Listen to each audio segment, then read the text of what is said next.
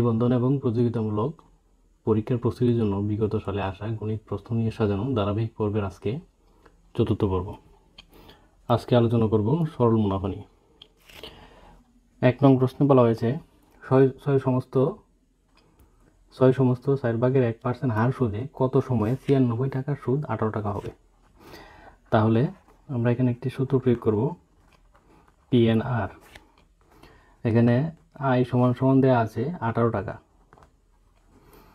P সমান সমান দেওয়া আছে 96 টাকা, আর সমান সমান দেওয়া আছে 6 সমস্ত 4/1 বা 4/25%। তাহলে আমরা অঙ্কটি করব PNR আই। তাহলে আমাদের এন বের করতে বলা হয়েছে PR। তাহলে আমরা মান বসিয়ে উপরে 18, পির মান 96 ইন্টু 25/4 আর এর মান, আর আর এর জন্য উপরে 100। তাহলে 18 ইন্টু 100 ইন্টু এটা উল্টে যাবে 4, 96 ইন্টু 25। তাহলে আমরা ক্যালকুলেশন করে পাই 3 বছর। 2 নং প্রশ্নে বলা হয়েছে বার্ষিক শতকরা 10 টাকা হার সুদে কোন মূলধন কত বছর পর সুদ আসলে দ্বিগুণ হবে। তাহলে দড়ি আসল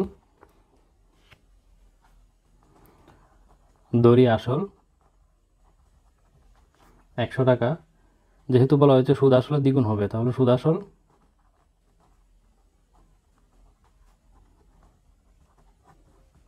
200 টাকা। সুতরাং সুদ 200 বিয়োগ 100 সমান সমান 100 টাকা।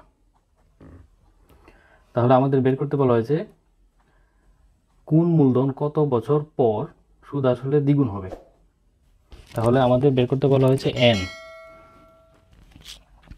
তাহলে আমরা জানি আই ইকুয়াল টু PNR, যেখানে আই দেওয়া আছে 100,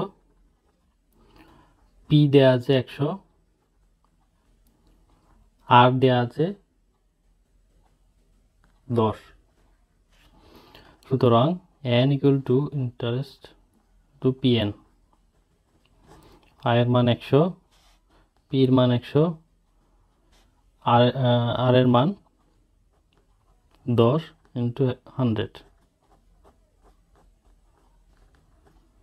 উত্তর 10। 3 নং প্রশ্নে বলা হয়েছে শতকরা বার্ষিক কত হার সুদে কোনো মূলধন 10 বছরের সুদে মূল্যের 3 গুণ হবে।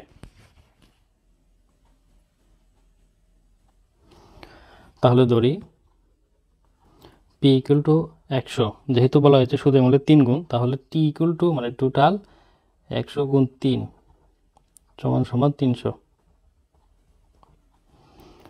তাহলে ইন্টারেস্ট তাকে 300 বিয়োগ 100 সমান সমান 200।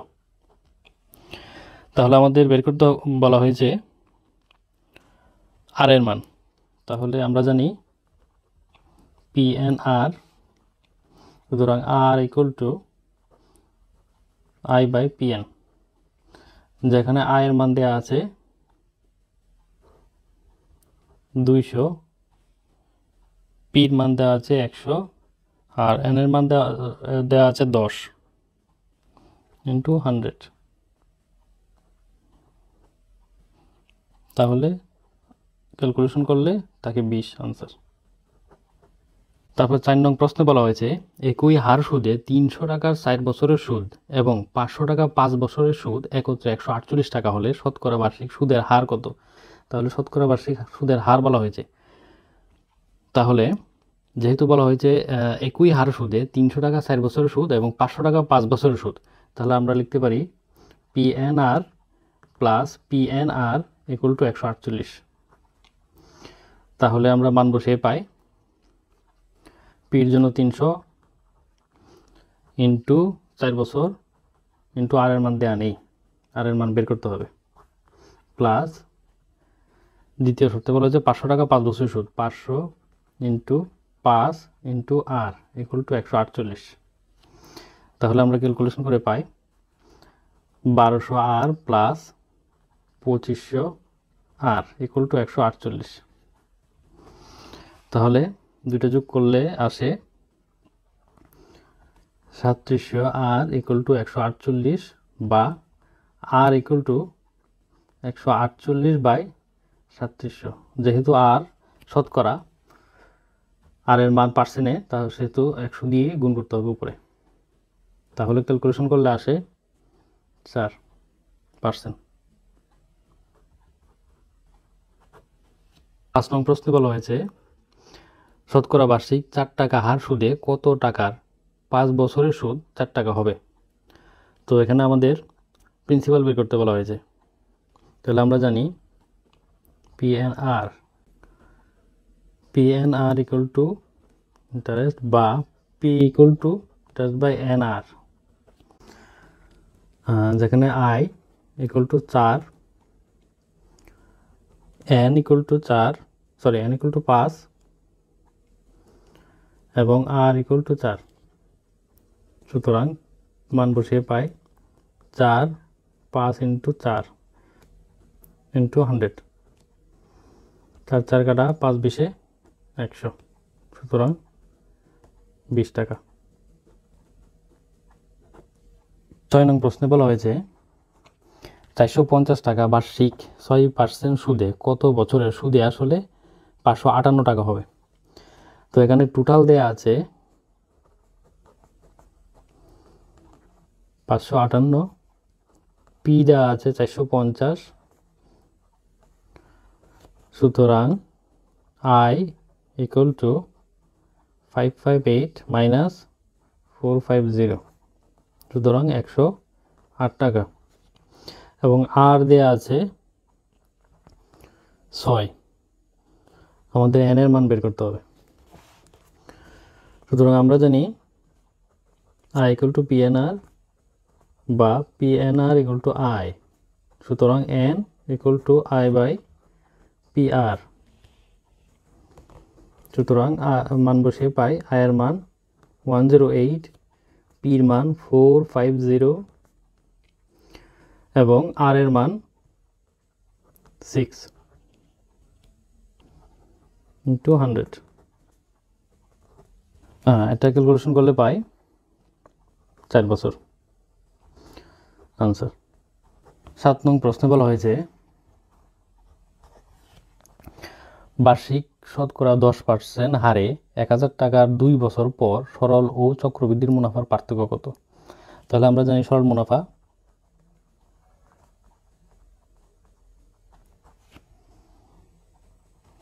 ইকুয়াল টু, এবং চক্রবৃদ্ধির মুনাফা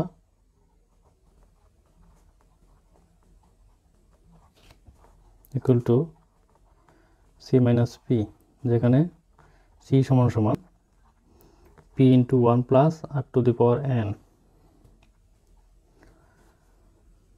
দেয়া আছে P equal to 1000, N equal two 2 বছর এবং R ইকুয়াল টু 10। সুতরাং সরল মুনাফা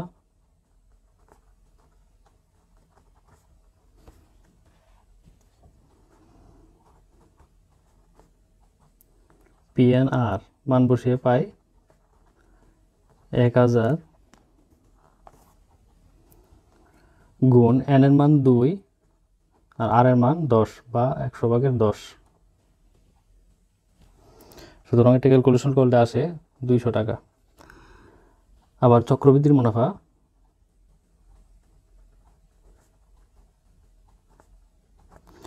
এখানে C ইকুয়াল টু বলা হয়েছে, C ইকুয়াল টু চক্রবৃদ্ধির মুনাফা এবং P প্রারম্ভিক মুনাফা।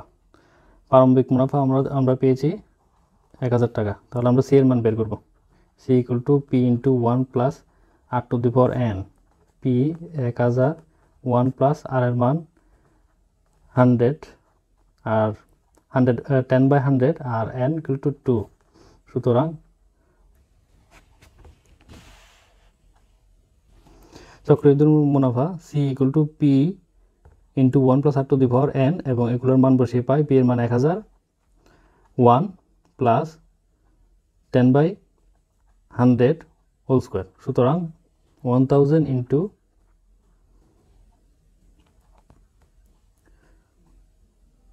লসাগু করলে পাই 100 plus 10 whole square equal to 1000 into 110 100 whole square. সুতরাং 1000 ইন্টু 110 100 ইন্টু 2 বার লেখা যায় 100। এটা আমরা ক্যালকুলেশন করলে পাই 1.21 গুণ করলে পাই 1210। সুতরাং C minus P equal to C এর মান 1210 মাইনাস পির মান 1000, সুতরাং আসে 210। এখন প্রশ্নে বলা হয়েছে সরল মুনাফা এবং চক্রবৃদ্ধি মুনাফার পার্থক্য। সুতরাং পার্থক্য 210 মাইনাস 210 আনসার। 8 নং প্রশ্নে বলা হয়েছে কোন আসল 3 বছরে মুনাফা আসলে 5500 টাকা হয়? মুনাফা আসলের 8/3 হলে মুনাফার হার কত? যেহেতু বলা হয়েছে মুনাফা আসলের 8/3, তাহলে আমরা ধরি আসল 8 টাকা, মুনাফা 3 টাকা, তাহলে মুনাফা আসল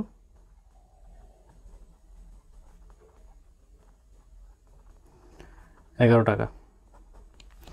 তাহলে মুনাফা আসল যদি 11 টাকা হয়, আসল 8 টাকা।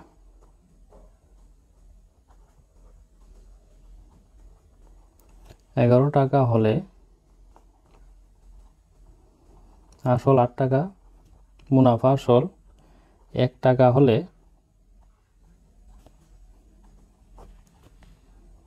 8/11। তাহলে বলা হয়েছে মুনাফা আসল 5500 টাকা, 5500 টাকা হলে আসল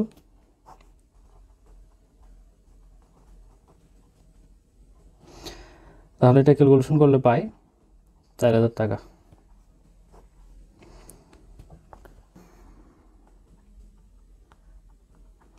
মুনাফা ইকুয়াল টু 5500 বিয়োগ 4000, যেটা আমরা বের করেছি আসল, ক্যালকুলেশন করলে থাকে 1500 টাকা। তাহলে আমাদের বের করতে বলা হয়েছে মুনাফার হার কত, মানে আর এর মান বের করতে বলা হয়েছে। তাহলে আমরা জানি I equal to P N R বা P N R equal to I. সুতরাং R equal to I by P N, যেখানে আই এর মান দেয়া আছে 1500 টাকা, পি 4000 টাকা, আর এন বছর দেওয়া আছে 3 বছর। তাহলে এটা আমরা ক্যালকুলেশন করলে পাই 12.5% আনসার।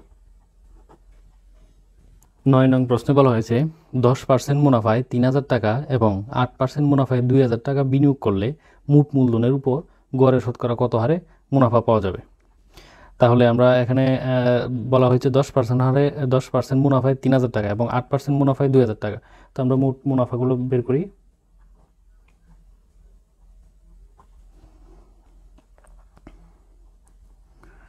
3000 টাকা 10% এবং 2000 টাকা 8%, তাহলে 300 প্লাস 160, 460 টাকা মোট মুনাফা।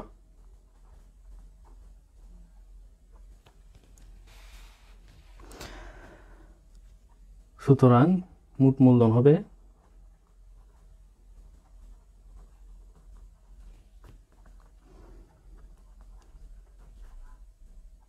3000 প্লাস 2000 সমান সমান 5000 টাকা, যেটা প্রশ্নে দেয়া আছে। সুতরাং আমাদের বের করতে বলা হয়েছে মোট মূলধনের উপর গড়ে শতকরা কত হারে মুনাফা পাওয়া যাবে। তাহলে 5000 টাকায় 1 বছরের মুনাফা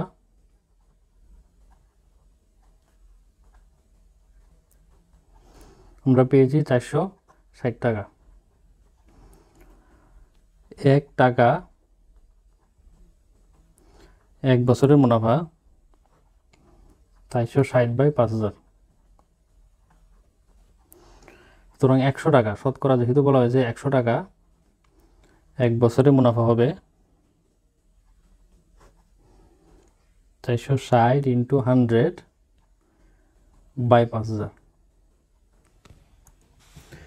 তাহলে এটা আমরা ক্যালকুলেশন করলে পাই 9.2%। এটি হবে আনসার। 10 নং প্রশ্নে বলা হয়েছে বার্ষিক 6% হারে 9 মাসে 10,000 টাকার উপর সুদ কত হবে।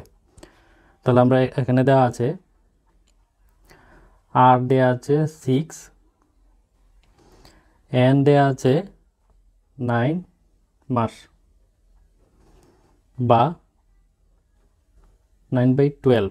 এটা আমরা বছরে নিয়ে গেছি, ক্যালকুলেশন করলে পাই 3/4 এবং পি দেওয়া আছে 10,000 টাকা। সুতরাং I = PNR 10,000 × n এর মান 12/9 × r এর মান 6। সুতরাং আমরা এটা ক্যালকুলেশন করলে পাই 10,000 9/12 আগে ক্যালকুলেশন করেছি 3/4, তাহলে 3 উপরে 4 নিচে এবং 6 উপরে।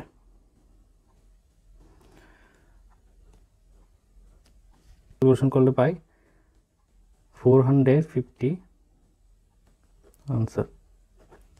11 নং প্রশ্নে বলা হয়েছে বার্ষিক 8% সরল সুদে কত টাকা 6 বছরে সুদে আসলে 1036 টাকা হবে। তাহলে এখানে বলা হয়েছে বার্ষিক 8% সরল সুদে, তাহলে 100 টাকা এক বছর সুদ, মানে 100 টাকা এক বছরের সুদ 8 টাকা। সুতরাং 100 টাকা, যেহেতু বলা হচ্ছে 6 বছরের সুদ হবে 8 × 6 48 টাকা। সুতরাং সুদ আসল হবে 100 + 48 148 টাকা। আমাদের বের করতে হবে আসল কত টাকা। তাহলে সুদ আসল যদি 148 হয়, আসল কত? সুদ আসল 148 টাকা হলে আসল 100 টাকা, সুদ আসল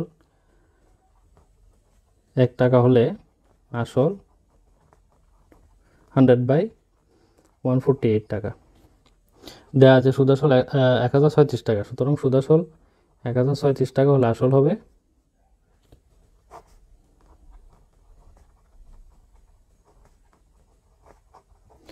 এটা ক্যালকুলেশন করলে আসে 700 টাকা। এটাই হবে আনসার। 12 নং প্রশ্নে বলা হয়েছে এক ব্যক্তি 20% সরল সুদে 700 টাকা এবং 10% সরল সুদে 500 টাকা বিনিয়োগ করলে 1 বছর পর তিনি কত টাকা সুদ পাবেন। এটা একটু শর্টকাটে করব।